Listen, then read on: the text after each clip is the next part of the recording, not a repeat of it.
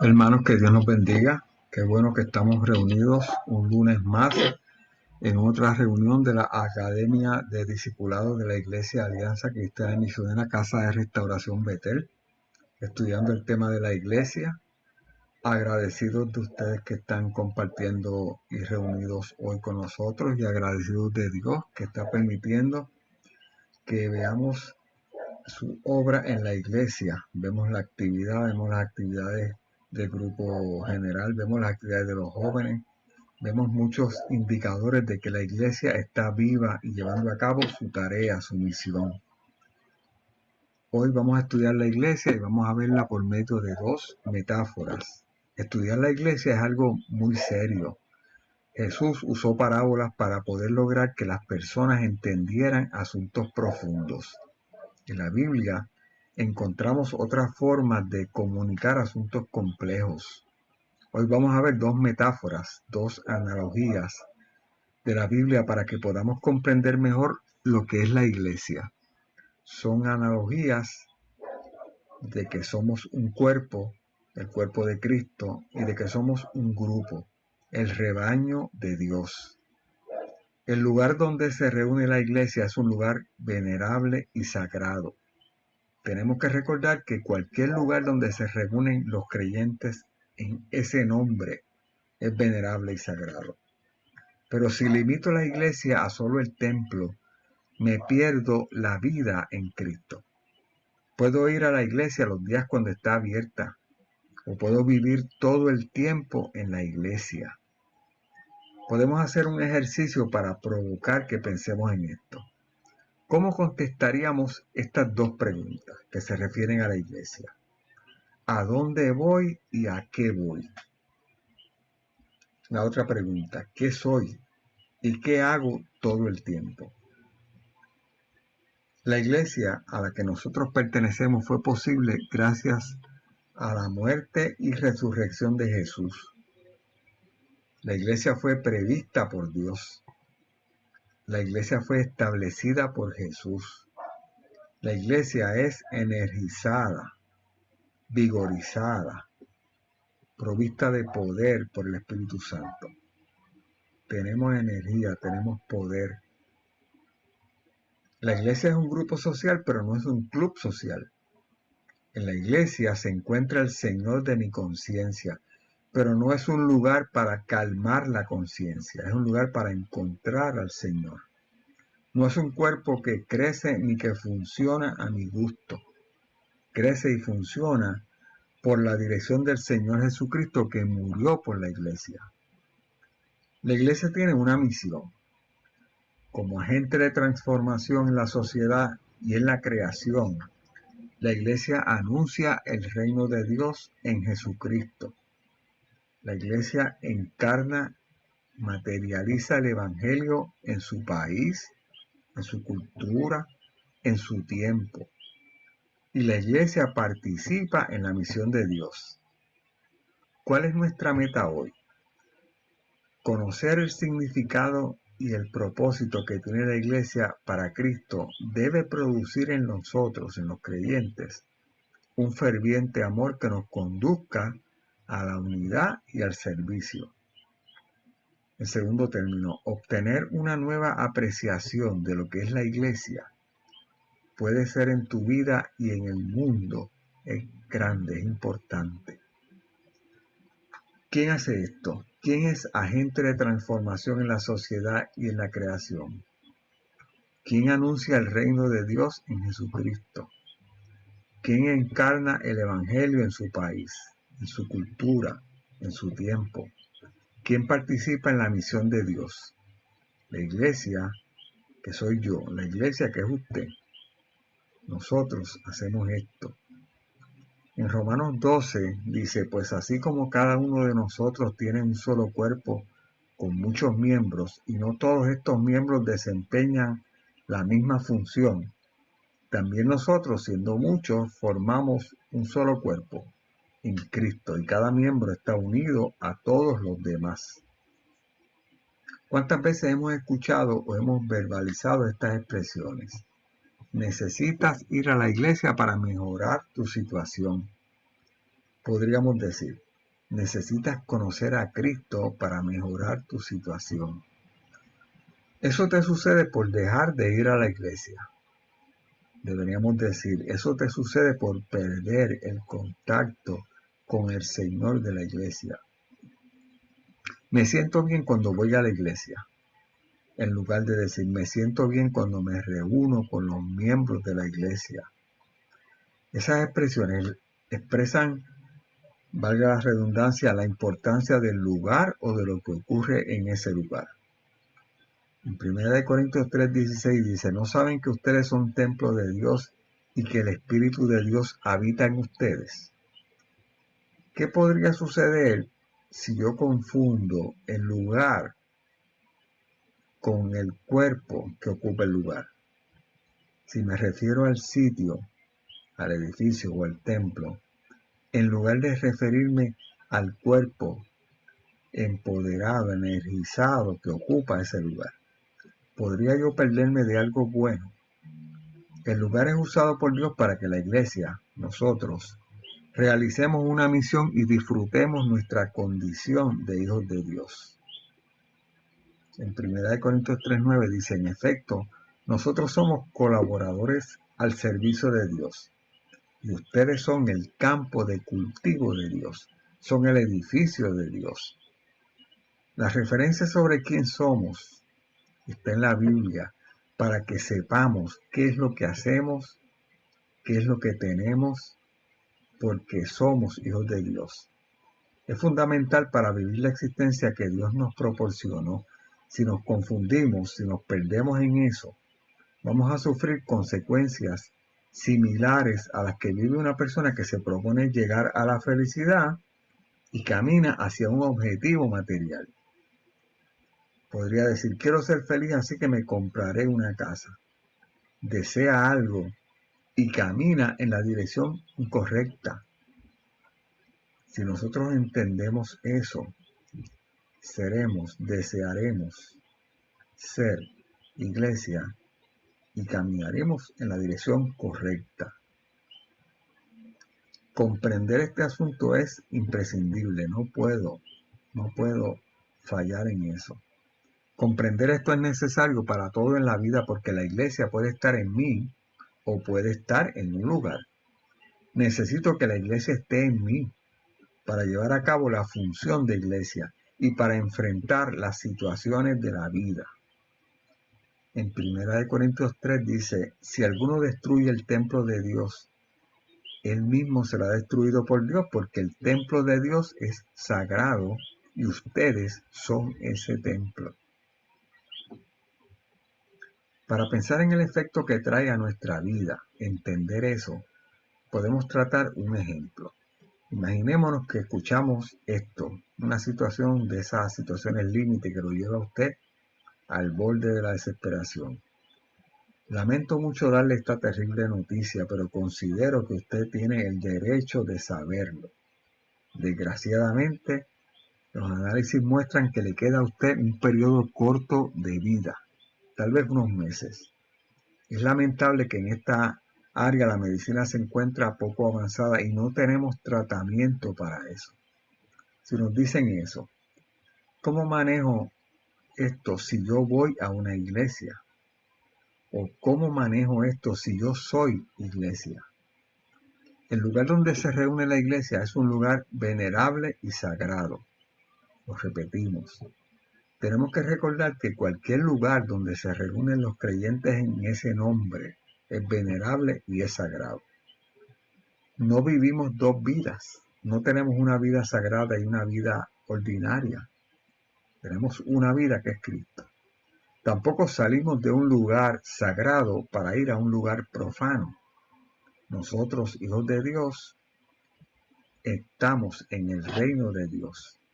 Nuestra presencia hace sagrado ese lugar. Mi conducta es la misma conducta que tengo por el hecho de estar en un lugar sagrado cuando estoy en un templo o cuando estoy en la calle en mi trabajo. Estoy en un lugar sagrado donde habita Dios, mi Padre. Nuestra declaración de fe dice lo siguiente: la iglesia consiste de todos aquellos que creen en el Señor Jesucristo. que son redimidos por su sangre y que son nacidos de nuevo por el Espíritu Santo. Cristo es la cabeza del cuerpo, la iglesia, que ha sido comisionada por Él para ir a todo el mundo como testimonio a predicar el Evangelio a todas las naciones. La iglesia local es un cuerpo de creyentes en Cristo que se reúne para la adoración a Dios, para edificación a través de la palabra, para la oración, para el compañerismo, para la proclamación del Evangelio y para la celebración de las ordenanzas del bautismo y de la Santa Cena. Están enfatizadas en amarillo aquellas palabras que se refieren a la iglesia como un cuerpo, como un grupo de personas. Las metáforas que encontramos en la Biblia para describir a la iglesia y que vamos a tocar hoy establecen que somos un cuerpo, el cuerpo de Cristo. La frase que está en color amarillo dice: no vamos a la iglesia, somos la iglesia. Y son conceptos diferentes. Debajo dice: necesitamos cambiar nuestra imagen de la iglesia. Esta es una cita de uno de los libros que utilizamos para la clase, Fundamentos, de Kay Warren, y que dice: necesitamos cambiar nuestra imagen de la iglesia, y explica por qué si cambiamos esta imagen de la iglesia, aumenta nuestro contacto con el Señor, aumenta nuestra efectividad, aumenta nuestro poder, aumenta nuestro acceso a la fuente de poder al cual tenemos acceso porque somos iglesia.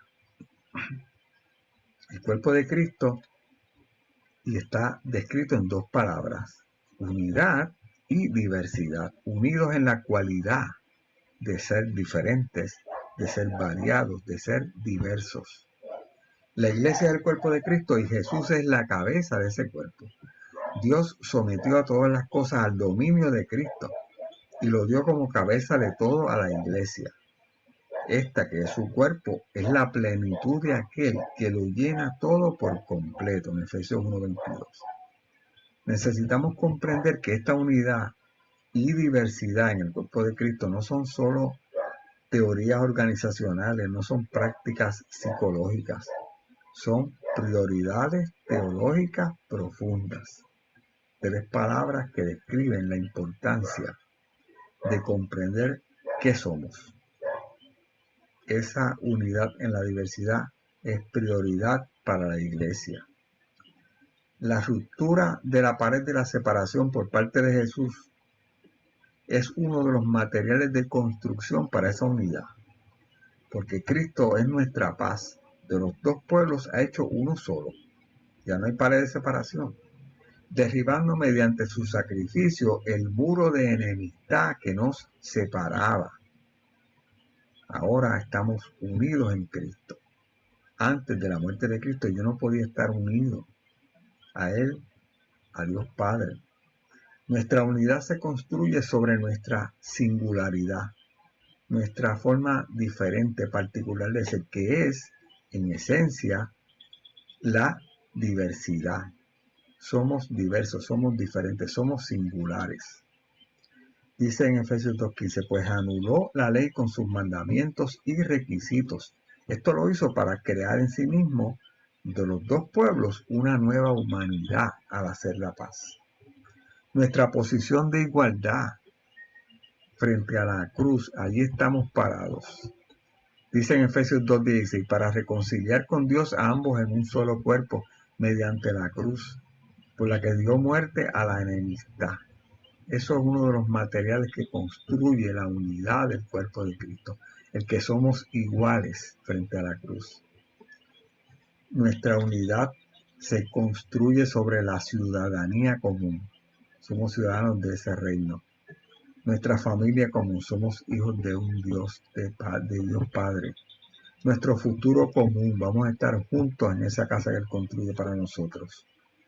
Dice en Efesios 2:19, por lo tanto, ustedes ya no son extraños ni extranjeros, sino conciudadanos de los santos y miembros de la familia de Dios, usted y yo.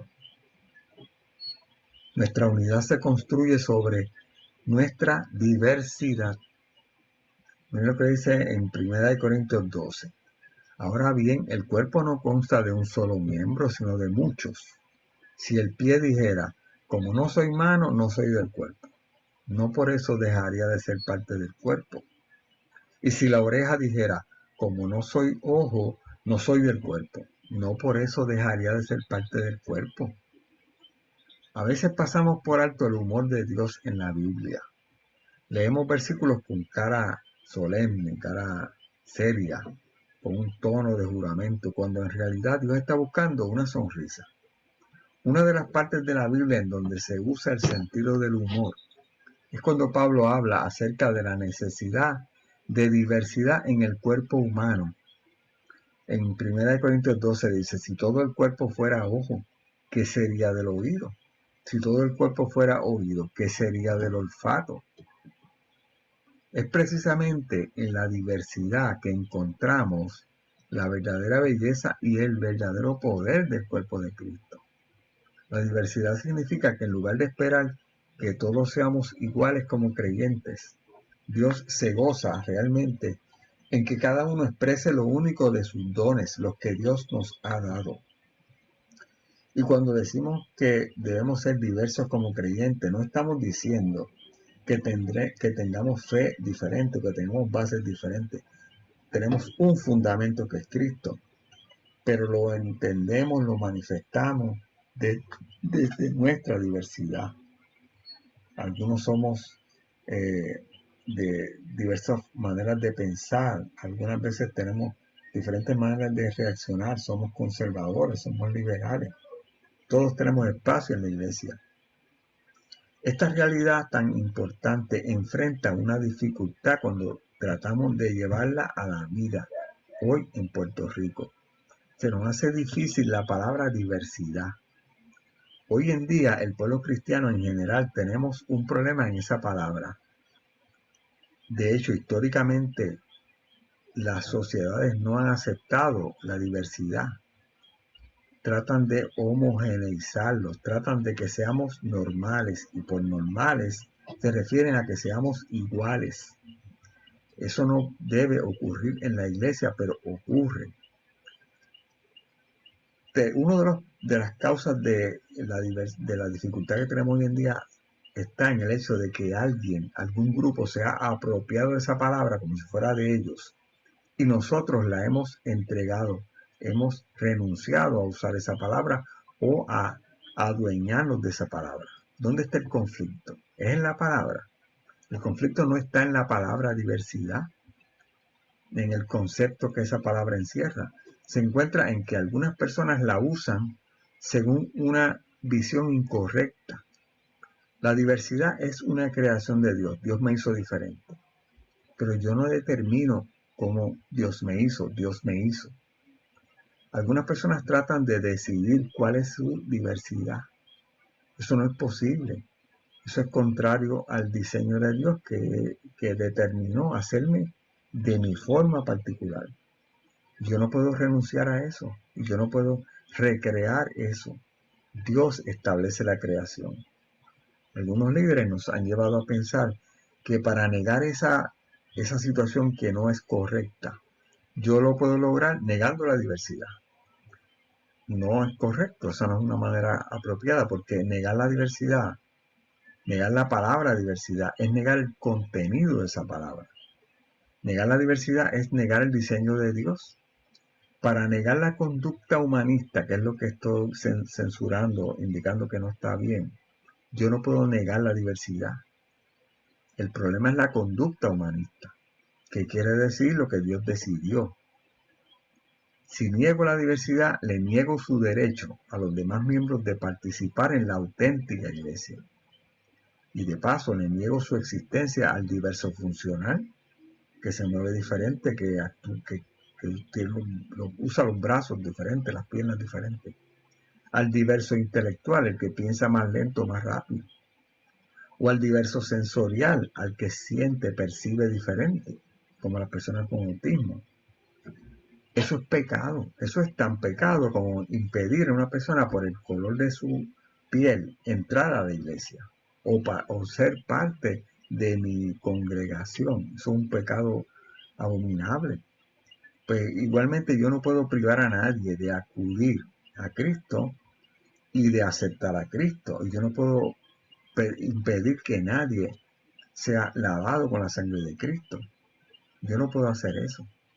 La palabra diversidad es nuestra, es de la iglesia, porque nosotros somos hijos del Dios de la creación y formamos un cuerpo unido en la diversidad que nuestro Padre creó.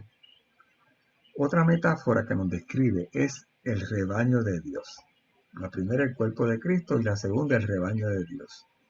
El rebaño de Dios, mire cómo dice en Juan 10:16. Tengo otras ovejas que no son de este redil, y también a ellas debo traerlas.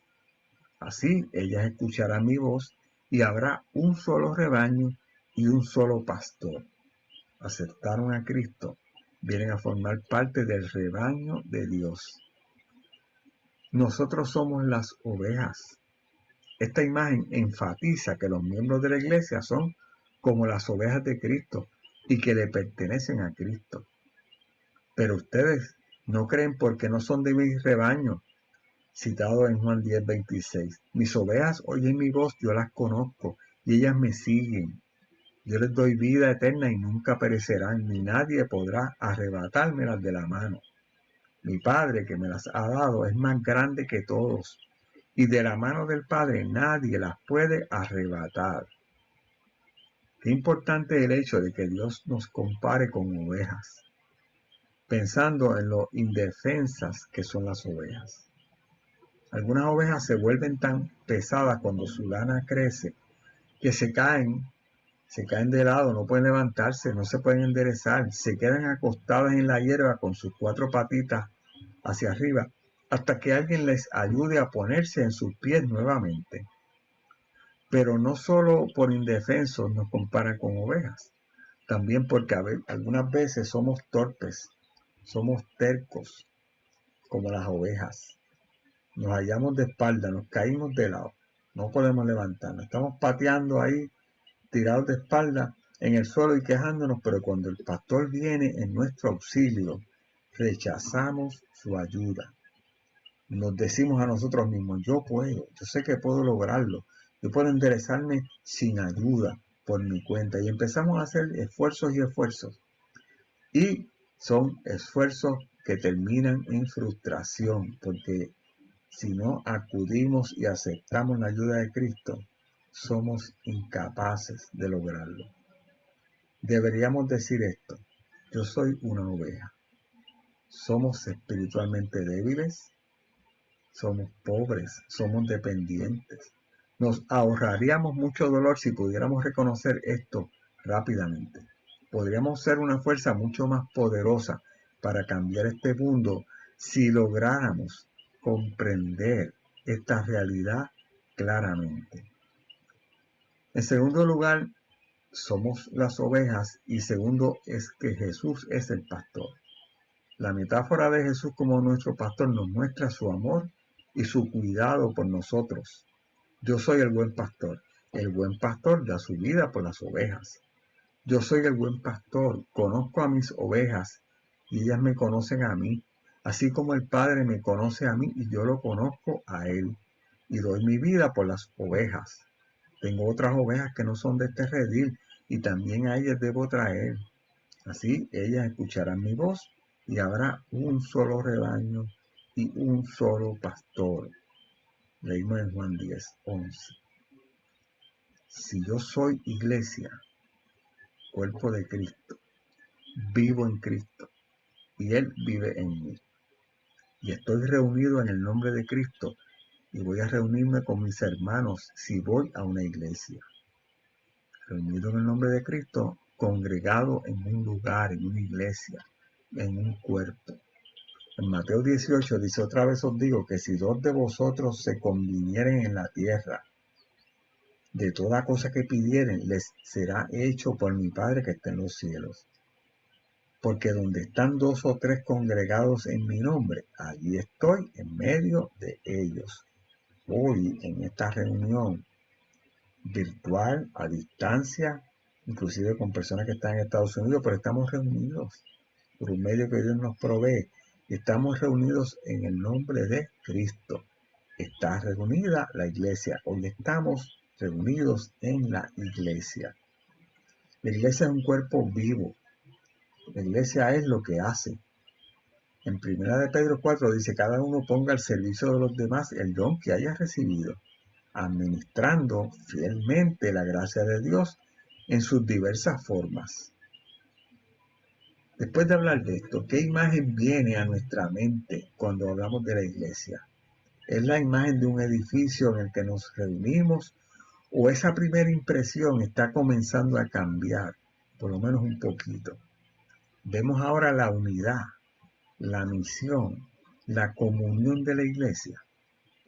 El lugar donde se reúne la iglesia es un lugar venerable y sagrado. Tenemos que recordar que cualquier lugar donde se reúnen los creyentes en ese nombre es venerable y es sagrado. Mi casa, el templo tradicional, el lugar donde nos convocamos, donde están 2 o 3 congregados en su nombre, allí está el Señor. Valorar el cuerpo de Cristo formado por sus hermanos de ninguna manera es restarle valor al templo, al lugar donde nos reunimos. Todos hemos disfrutado la experiencia de estar allí reunidos. Y yo he tenido experiencias bien profundas, sentado, reflexionando, hablando con el Señor en un templo. No le restamos valor al templo, todo lo contrario. Cuando valoramos el cuerpo de Cristo, formado por usted y por mí, por ese cuerpo, estamos reconociendo el valor al templo, al lugar donde tradicionalmente nos reunimos y a todos los lugares donde se congregan 2 o 3 en el nombre de Cristo. Si nosotros somos iglesia, nuestra cabeza, Cristo, tiene el dominio de todo. Entonces disfrutamos una relación diferente con Dios, una relación más poderosa. Entonces tenemos el poder de Dios para anunciar el reino y para materializar el evangelio en nuestra cultura, en nuestro país y en nuestro tiempo. Que Dios nos bendiga.